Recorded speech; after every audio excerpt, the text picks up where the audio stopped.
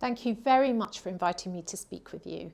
It's fantastic to take part in this year's Digital Families Conference, which brings together two themes which are really high on my agenda as Children's Commissioner: the importance of family life and supporting children to thrive in the online world. Today, I'm going to explain why supporting families is a key priority for me as Children's Commissioner and why it should be yours.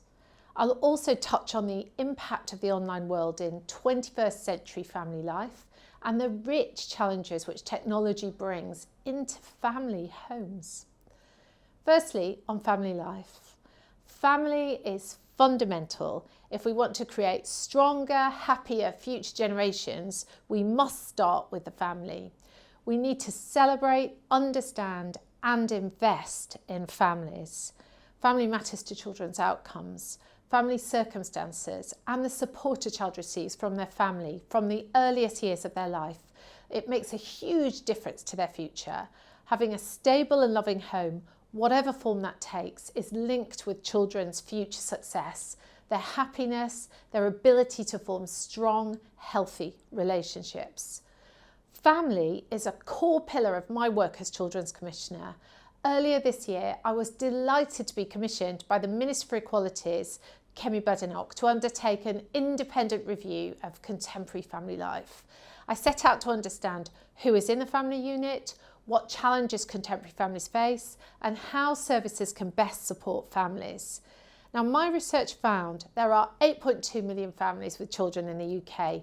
63% of these families are married couples with children, 14% are cohabiting, 23% are headed by a lone parent, and 10% are blended families.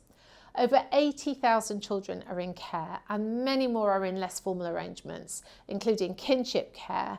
42% of families have one child, 42% of families have two children, and 15% of families have three or more children.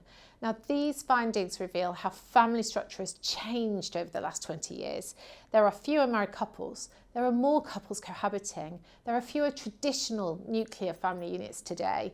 44% of children born at the start of the century were not in a nuclear family for their full childhood. This compares to 21% of children born in 1970. Now, despite the different formation and structures of families, there is one thing that unifies them all. When I spoke to families, the most frequently used word to describe family was love. And the people I spoke to all recognise the protective effect that family can have. The Family Review demonstrates for the very first time how family has a protective effect and insulates us from life's adversity. Now, the core protective elements of family that have been identified in the Family Review are love, strong and enduring relationships, the ability to depend on one another for emotional and practical support, and shared experiences. Parents and children told me that these core elements give rise to an incredibly powerful protective effect which underpin their confidence. Now, my research demonstrates how, across all income levels, your ability to rely on family a lot in time of crisis is associated with significantly higher overall well-being.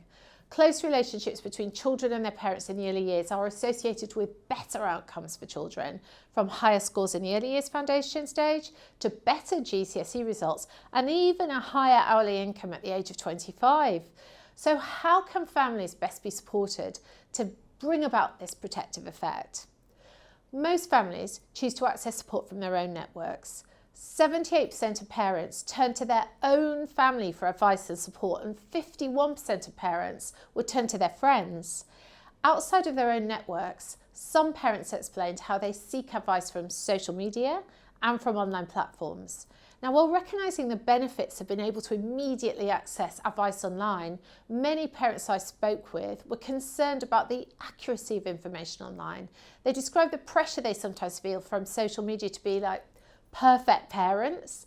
And as one mother explained, social media can make you feel a lot of pressure as a parent, that we should always be doing these amazing things with our kids. It's hard to get a sense of how realistic that is. Now, we often talk about the pernicious impact which social media has on young minds. It struck me to hear this expressed by parents too, and it's a reminder that the digital world shapes everyone's lives, young and old, parent and child. So last year as well, I was commissioned by government to provide advice on children's needs and voices in the online world. And in a room of technology experts, I'm sure I don't need to expound on the many advantages of the online world. Never before has a generation been so well informed and connected with one another, with boundless opportunities for play, learning and creativity in digital spaces. Yet, as Children's Commissioner, I'm also acutely aware of the dangers of an unregulated internet, where so often companies turn a blind eye to children's safety in pursuit of shareholder interests and the bottom line. Algorithms, which are designed to capture and retain users' attention, can lead children into dark and inescapable cycles, as we saw with the tragic case of Molly Russell. More insidiously, constant and repetitive exposure to certain types of content can shape the way that children view themselves and the way they treat others. Addictive algorithms, coupled with poor content moderation, ineffective complaint systems and a lack of age assurance, result in a risky setting for childhood. From speaking to parents and as a former school leader myself, I know how utterly bewildering the online world can seem. It feels like each week brings a new trend, a new platform, as well as fresh risks to children. And parents tell me that protecting their child online, particularly as they grow older, can feel like a daunting or near impossible task.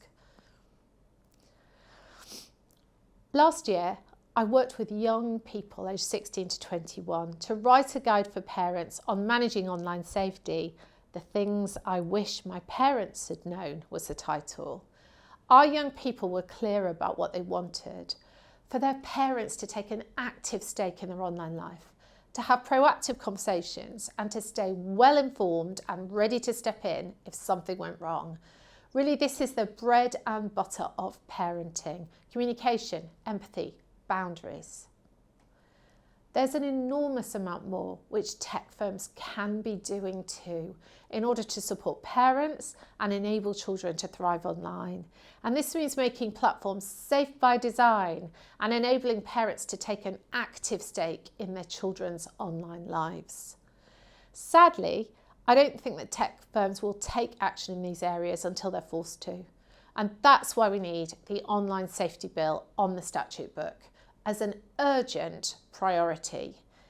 Children and families across the country told me that family is everything. Now we must give family the same primacy and priority that they give themselves, both offline and online.